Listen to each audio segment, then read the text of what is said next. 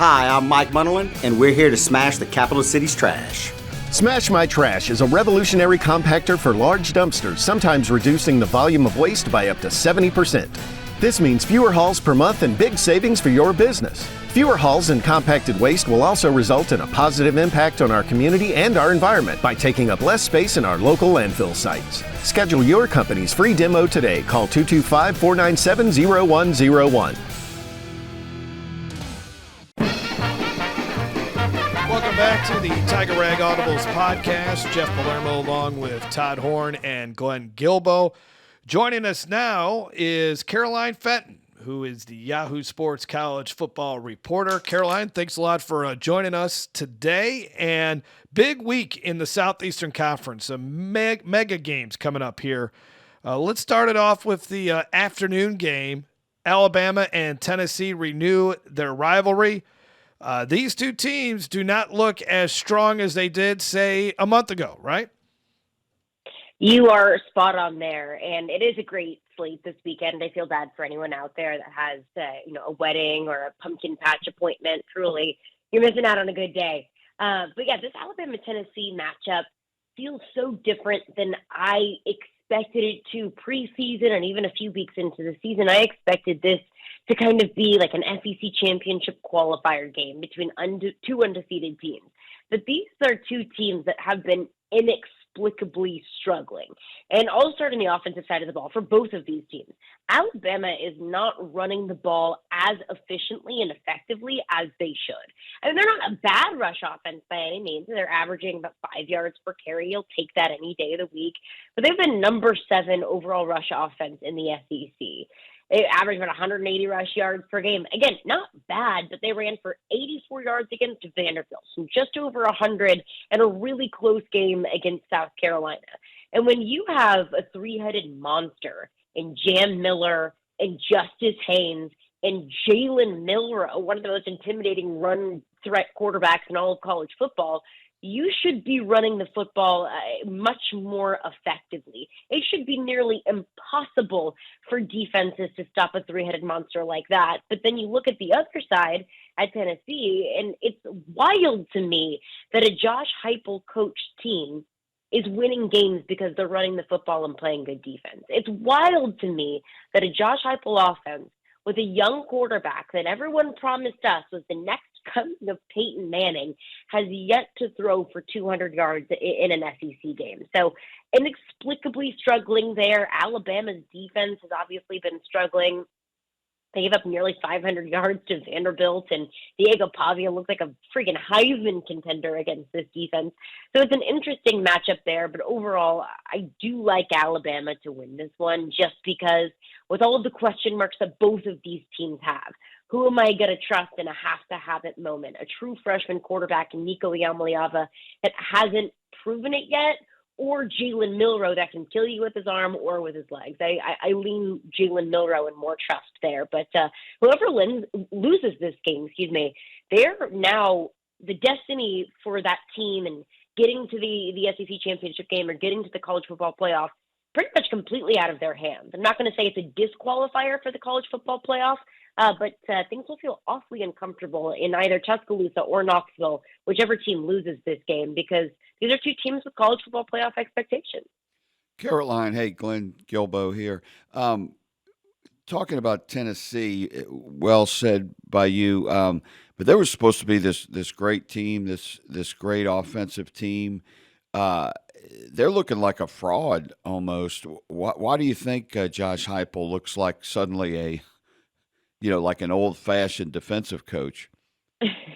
I think Josh Heupel does kind of look a little bit more like Mark Stoops recently than he does, very Lincoln Riley-esque in 2022. I think it's a couple of things. I think that we all needed to remind ourselves that Nico Iamaleava is young and very inexperienced. And it's fair to assume that things take time. That whenever you are facing SEC defenses for the first time, whenever you're executing an offense for the first time, it takes some time. for you to be able to execute that offense at a very high level. I think the root of the issue for Tennessee is that Nico Iamaleava holds on to the ball way too long. He's incredibly hesitant. He overthrows receivers. His touch is off. His accuracy is off. That's really it for me. I mean, Tennessee has one of the best run games in the SEC. Dylan Sampson really has been carrying that offense for the good bit of the season. They have an elite defense, at least up front. You have some questions about the secondary. This is really the first time that this secondary is going to be tested against Jalen Milroe. But now Tennessee is without their leading tackler, Keenan Pili, for the season. So at least some question marks there moving forward. They've got plenty of talent on the defensive side of the ball, most notably with James Pierce. But I think the root of the issue is really the young quarterback, how he hasn't been able to take care of the football, and overall what looks to be a lack of trust in himself and a lack of trust in his playmakers. Trains are everywhere. You should always expect one, even on private property. Only cross tracks at designated crossings that fit your equipment. If you don't fit, don't commit. Look, listen, live. Caroline, so, okay, you're taking Alabama in that game. That makes sense. Putting all your eggs in Jalen Milroe's basket, comparatively speaking, makes sense. What about what's going to happen in Austin, where Georgia and Texas are going to throw down? My take on it is these are the two leaders, even though Georgia lost to Alabama earlier this year. They're the leaders in the clubhouse, so to speak, for the SEC championship. But one of them is going to probably be eliminated. And are we possibly looking at LSU, Texas A&M, and then maybe the week later, if everything works out the way you think it will with the Alabama-Tennessee game, if LSU is able to make it past Texas A&M, then has the open date, that it could be LSU versus Alabama for the berth in the SEC championship, or at least the leadership in that? And then what do you think about the Texas-Georgia game overall? It very well could be. If LSU can beat Arkansas this weekend, which, look, obviously Tennessee wasn't able to do that in Fayetteville, so take care of business against Arkansas, you take care of business against Texas A&M, and then you take care of business against the teams that you should take care of business against. Florida, a struggling Florida team. I know that Vanderbilt is feeling themselves, and they're a much better team this year than they were the past couple of years. That's still a team that you should beat. Oklahoma at the end of the season. Yeah, I mean, if LSU is able to get through this next 2-game stretch, then you feel really good about their odds of at least being in the driver's seat, or at least being a contender for the SEC championship game. I mean, right now, you're looking at Texas A&M, LSU, and Texas, 3 teams that have no losses in the SEC. You very much so control your own destiny. You just got to take care of business, which we've seen over the past couple of years. Not all Brian Kelly coach teams have been able to take care of business. But I look at this Georgia-Texas game, and it feels a lot different for both sides. You know, Bama and Tennessee, 2 teams that already have one SEC loss. It really is, you know, winner advances and loser goes home. For Georgia and Texas, it feels a little bit different. It feels like close to desperation time for Georgia. They're not quite in desperation mode, but it feels very do or die. Because if they lose this game, just like the loser of the Alabama-Tennessee game, you no longer control your own destiny. You have to hope that Texas and LSU and Texas A&M drop at least one, if not multiple SEC games coming down the stretch, and that you have to take care of your business throughout the rest of their schedule. And Georgia doesn't have an easy schedule coming down the stretch. They go to Ole Miss. They play Tennessee. So their margin for error completely shrinks. And I think the thing for me that I've learned with Georgia is they look very beatable.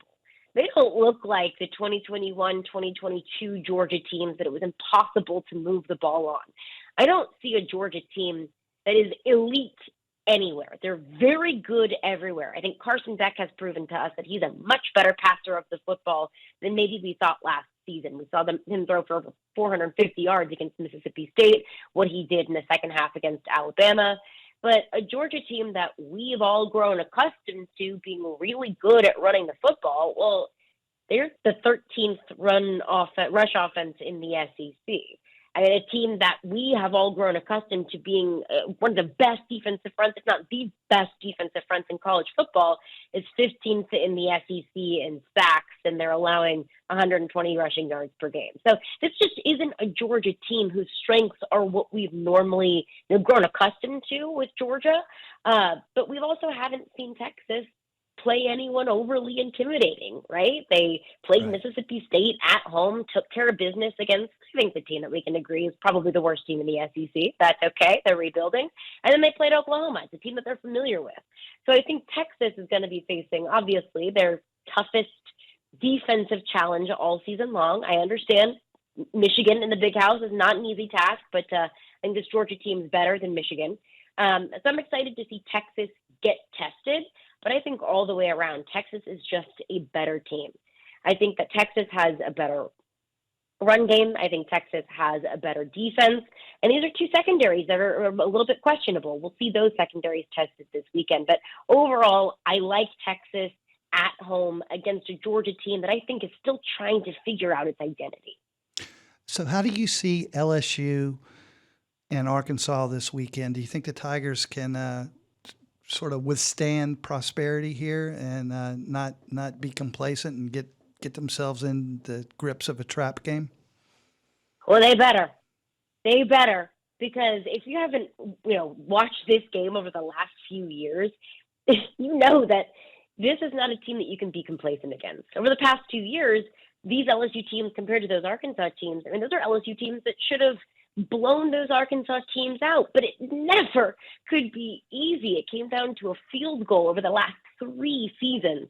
So I don't know what it is. I don't know if it's LSU overlooking this Arkansas team. I don't know if it was LSU kind of playing with its food over the past couple of seasons, but this is not an Arkansas team that you can be complacent against. This is not an LSU team that can be hung up and hung over on a big win at home, magical win over Ole Miss. Because if you lose to this Arkansas team, everything, all the equity that you built up, all of the everything that you had in your corner after beating Ole Miss essentially kind of goes away if you lose this game to Arkansas, because it doesn't get any easier coming down the stretch for LSU. I think that the big difference in this game is how healthy is Talon Green? Assuming that he's healthy enough to play in this game. Everything that I have heard out of Fayetteville is that he is going to play in this game. Well, how mobile is he? Is he, 75% and he can't move his legs very well? Well, you feel a lot better about LSU's chances with a more stationary Talon Green than you do with a Talon Green that can move around and can stretch the pocket, can extend some plays. And also, I think the big key for LSU here is affecting the quarterback. We've seen Talon Green be incredibly erratic with the ball. He'll make questionable decisions when he's under duress. That comes down to Braden Swinson and Whit Weeks. How can they keep Talon Green in the pocket, assuming that, he is mobile enough to move around? And how can they affect him? And how can they force Arkansas into coughing the ball up? Because this has been an awfully turnover-prone team. So I think this is an LSU team that should take care of business against Arkansas. I think that this is an LSU team that, frankly, should be favored by at least a touchdown. But history shows that that's not the case. Caroline, who do you think, past and present games, who do you think is the best team on LSU's schedule right now? That is a really good question, because if you would have asked me a few weeks ago, I would have said, well, it's Alabama, obviously. I mean, they beat the number 2 team in the country at the time in Georgia, but obviously Alabama has shown that they have warts defensively, that they don't take care of the football. This is not Nick Saban's Alabama. Right now, I think I would probably say that it's Texas A&M. And maybe that's me putting way too much investment into that Missouri game. But against Missouri, who was a top 10 team at the time, Texas A&M looked so complete. Connor Wigman had a fantastic day. He spread the ball around. I think he hit 11 different receivers in that game who all made big plays. They run the football really well. And I think that they have the best defensive front in the country. That is going to be the matchup of that game, is that Texas A&M defensive line against LSU's offensive line. But right now, I would probably have to lean Texas A&M. Yeah, I would say either A&M or Ole Miss. They may have already played the best team on their schedule in Ole Miss. We'll see how that ends up. But yeah, Texas A&M in College Station a week from Saturday. Tiger Rag will be there. And that's looking like the game of the year right now, because Alabama looks beatable, and the others are Florida, Vanderbilt, and Oklahoma. LSU should win those games, though Vanderbilt might be the toughest of those 3. And isn't that the luck? The year you get I am Vanderbilt on overlooking your Arkansas. schedule, Vanderbilt, figures things out and, gets a freaking Johnny Manziel reincarnated at the quarterback position. But again, as much as Vanderbilt has improved and as fun as their offense is to watch, there's still a lot more talent on LSU's roster. That is still a game at home that you should be able to take care of. But yeah, like to your point, Arkansas is not a team that I can look past because Arkansas has already proven that if you don't bring your A game, that they can beat you. Caroline, thanks a lot for your time. We really appreciate it. Keep up the good work with Yahoo Sports. Absolutely appreciate y'all. Have a good one. Caroline Fenton, Yahoo Sports college football reporter. More coming up here on the Tiger Rag Audibles podcast.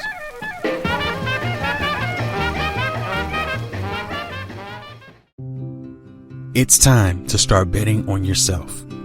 Louisiana 988 can help if you're dealing with tough emotions caused by gambling habits. You can share as much or as little as you want, and it's completely confidential. It's free, available 24/7, and most people who reach out report feeling better right in the moment. Call or text 988 anytime.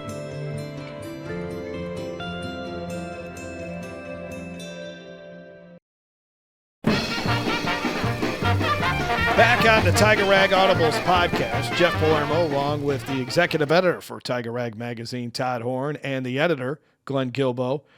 So big game Saturday night in Fayetteville, LSU and Arkansas. Glenn, I know you're chomping at the bit to break this one down. Your thoughts on this game? Well, the history of Arkansas and LSU is strange games that are close when you don't expect them to be. But I think this year LSU is going to beat them badly. I think Really? by double digits. Wow. Yeah. I just think LSU is really coming into its own. It's had these games where it stubbed its toe and hadn't played that well.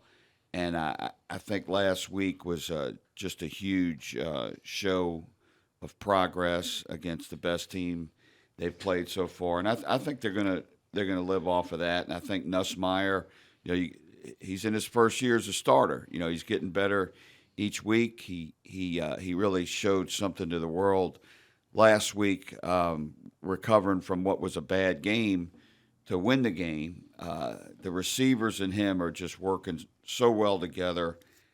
Very impressed with the defense. I think that's going to continue to get better. They got over the hump last week. That was their first great offense that they really stymied and stuffed. So I just think that's going to continue against an Arkansas team that is pretty good. I mean, it's better than some Arkansas teams that LSU messed around with in recent seasons with very good LSU teams. But I think this is just going to be LSU's day in Fayetteville, and they're going to win the game going away. I think that you've been pirating through my notes while I'm not in my office because I was going to say. Well, that is a lot of time there that you're not in your office. Yeah, I know. That's true because I'm out working, doing things I should be doing. LSU's been sandbagging all year until the Ole Miss The game. LSU defense did hold stuff back. I don't care what anybody says. They knew that Ole Miss offense was going to be a big test, and they needed to throw some things at them that they hadn't used. So they emptied the kitchen sink on them. But, I agree that LSU is probably not going to overlook Arkansas at all. They're not going to be complacent. You can't overlook history, though. And, this defense, here's the biggest question mark for me. The defense has got to now switch gears and face a totally different type of offense than they faced against Ole Miss. Lane Kiffin likes to put his players in space, make a lot of up-tempo type of offensive moves that put his players in space where LSU had to tackle. They did tackle. Now we're looking at a Petrino offense that specializes in the run and takes advantage of the run, especially if Green is healthy. They're going to be running. He's not a great passer. On the other hand, LSU's offense is tailor-made to really whip Arkansas's defense. They don't put that much pressure on the quarterback, and their defensive secondary has been weak, and they haven't seen an offense as good as LSU. So I could see it going either way. I think it's just going to matter mostly what LSU's mindset is going into the game. And like I asked Caroline Fenton when we were talking with her, can LSU overcome a sense of complacency and not be in the throes of a trap game here? I don't know the answer to that. I understand that yesterday's practice, Brian Kelly did not think LSU was practicing well. He said they didn't do too well. I don't know what that means. Well, this is the first time that LSU plays two good teams in a row. You know, the rest of the season they dipped to Nichols after USC. Then they played South Carolina and then dipped to UCLA, which I know they're Power 5, but they weren't any good going into that game. And then South Alabama. Then they go up to Ole Miss. So, you know, this is all SEC now. Arkansas is 4-2. They're 2-1 in the SEC. So this is a winning team, and it's great preparation for going to Texas A&M too. But I think you know, because it's back-to-back SEC games for the first time, I think you know, the players are not going to be in this mindset. And the other thing that people are forgetting, you know, these kind of down games and hangover games LSU has had in recent years against Arkansas, going back to Les Miles. The Arkansas game was always later in the season, right. You know, so the team was getting fatigued emotionally, mentally. You know, this team is pretty fresh. They had early season injuries, but they've been pretty healthy. So I think that's going to make a difference. This is a different type game on the schedule. It won't be nearly as cold as it has been in Fayetteville in the past. I remember Leonard Fournette talking about one of the games. He was just so cold, and he played like it. He was awful. That was 17-0 was the final score of that game. Yeah. So I think you're going to see a different LSU Arkansas game. It's not going to be another 3-point deal. The point spread is what, 5? I think LSU is going to beat the point spread and then some and win by double digits, as I said. Jeff? I think in this 2-game road trip, LSU is going to lose a game. I don't think it's going to happen Saturday night in Fayetteville. I think mentally they'll be ready. I'm more wondering about where they're at when it comes to their body, right? I mean, that was a grueling game against Ole Miss, a taxing game, the second longest game in duration time in Tiger Stadium history, other than the 2007 triple overtime game where LSU lost to Arkansas. But I think LSU ends up winning this game, and I got it by double digits too. I like LSU winning at 30-20, but I do have some concerns. The fact that Arkansas is coming off the bye, the fact that Arkansas will probably bust off a 55, 65-yard run for a touchdown in this game. I mean, it's just kind of what LSU's defense does. And I'm still concerned about a lack of a running game for LSU. If LSU lost that game against Ole Miss, the talk of the town this past week would be, why can't LSU run the football? And they put Garrett Nussmeier in a difficult situation. But I think Nussmeier is going to benefit from C.J. Daniels returning. I like Nussmeier to perform well in the fourth quarter. He has done that. LSU's got the better quarterback in this game. And as long as Arkansas doesn't go off offensively in this game, which I don't think they will, I think LSU's defense is playing very well, expecting another big game from Whit Weeks and Greg Penn. And that LSU defensive line, I think they can hold this Arkansas team down to 20 points. The fact that Arkansas struggles in the red zone, and they'll have a new kicker out there this Saturday, I think that gives LSU a big edge, because that plays into LSU's hands of the bend but don't break type of defense they've played this season. So I think that you're going to see Arkansas challenge LSU's defense with a straightforward running game. Yeah. And I think that's going to be the key. Can LSU stop that running game? I think that's going to be one of the big keys. I think the other key is going to be that Arkansas is going to drop 8 all night long to actually try and stifle LSU's passing game. I don't think they'll be successful doing that, but I think that's going to open up the rushing game for LSU, and LSU is going to get over 150 yards rushing in this game. I think LSU is going to win 49 to 18. Yeah, 49 to 18. Wow, that's an interesting point. They're not playing Arkansas State, Todd. Well, I think you make a great Come on. Todd, I mean, about criticize. It's going to look great on the record. It's going to look great on the record. And I don't think LSU scoring 49 points when they're a one-dimensional offense. I didn't say they're going to be one-dimensional. I said Arkansas is going to drop 8 to try and stop the pass. They're not going to be stacking the line of scrimmage like everybody else has up to this point. LSU is going to have success running, and they're not going to be able to stop their running game. LSU 49, Arkansas 18, and that's only if Arkansas has a 50-yard run like you're talking about. And LSU they may be a one-dimensional offense, but so were the greatest show on turf. That was a one-dimensional offense too. All they did was pass. But they had Marshall Faulk, a Hall of Fame running back. Okay, yeah. Well, but they mainly passed. But no, I think LSU can light it up too. And what's going to be fun to see is, last week Ole Miss was dropping 7 or 8 in coverage, but LSU was behind the whole game until the very end, so they had to throw. So if Arkansas comes out dropping 7 or 8 early in the game, the LSU might try to run more, especially if they get a little lead, and they're still doing that. And it's going to be important that Caden Durham is a little more fleet on his feet with the toe injury. Hopefully he'll be better than he was last week because he didn't seem close to 100%. But Nussmeier proved a lot last week, being able to pass when everybody knew he was going to pass. And if they can get a little lead early against Arkansas, which they'd never had against Ole Miss, that's when you could see it becoming a blowout. If they can run and pass at the same time, then they're mixing it up. But if Braden Swinson has some breakfast, and if he gets the call from the sideline, who knows how good he could be.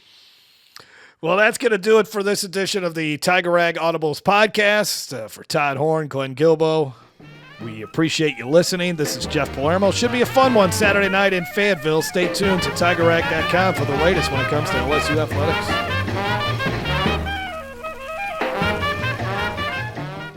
Get ready to make some noise this October with the East Baton Rouge Parish Library. Join us for the 11th Annual Baton Rouge Maker Fair on October 19th from 10 a.m. to 4 p.m., where creativity and music come together. From live performances to hands-on workshops, there's fun with a beat for everyone. Visit batonrouge.makerfair.com for details. Brought to you by your East Baton Rouge Parish Library, where creativity never stops.